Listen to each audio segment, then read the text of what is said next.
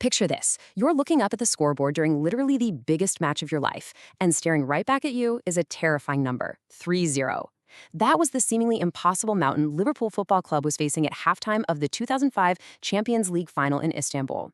I mean, it's the kind of deficit that doesn't just beat a team, it breaks them entirely. But today, we're going to look at exactly how a team facing absolute, undeniable defeat managed to turn that 3-0 into one of the most remarkable moments in sports history. Welcome to this explainer on what is rightfully known as the Miracle of Istanbul.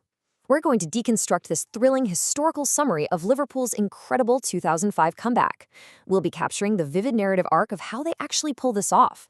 But right out of the gate, I want to be super clear. To get a full granular breakdown of exactly how the formations shifted on the pitch, you'd ultimately need to collect additional primary football sources. Our focus for this explainer is strictly on the momentum, the history, and the sheer, absolute disbelief of the moment. Chapter 1. The Impossible Deficit. Halftime in Istanbul. So, after the first 45 minutes of play, AC Milan had absolutely steamrolled the match. They were completely, utterly dominant. And Liverpool? Well, quite frankly, they looked finished, done. The contrast couldn't be any starker. But it's in this dire, seemingly hopeless state that manager Rafa Benitez makes what our source describes as quiet changes. He didn't panic, he didn't scream, he simply adjusted. Chapter 2. 6 minutes of madness, the catalyst.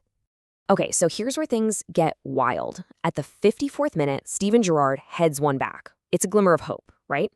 Then, literally just 2 minutes later, at the 56th minute, Vladimir Smicer fires an absolute stunner.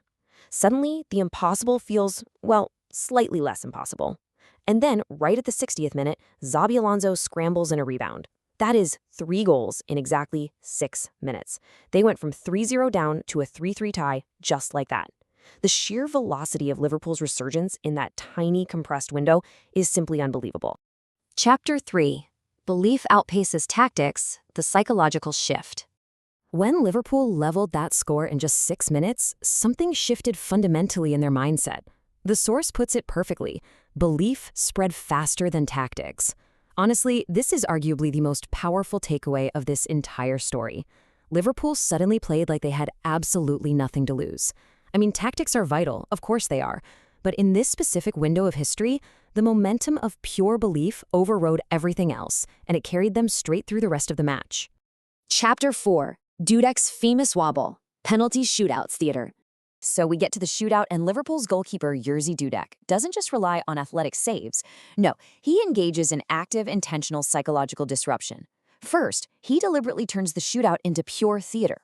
Second, he flat out refuses to let Milan be calm. He uses his now famous physical wobble right there on the goal line, which was a brilliant distraction technique that completely altered the environment. And finally, the result, his saves completely cracked their composure. Dudek entirely dismantled the mental state of the AC Milan penalty takers through sheer theatrics. Chapter 5. Anatomy of a Miracle, the Final Whistle.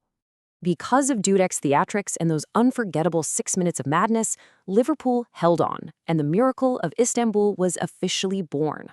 It is an absolutely incredible story of momentum. However, to maintain our factual rigor here, we really must call out that this is just a high-level summary.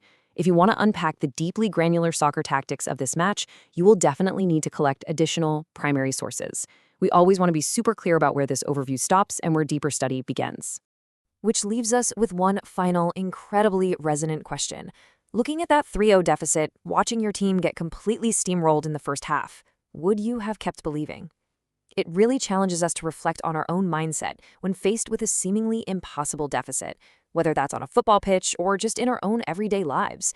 Definitely something to think about. Thank you so much for joining me for this explainer, and keep learning.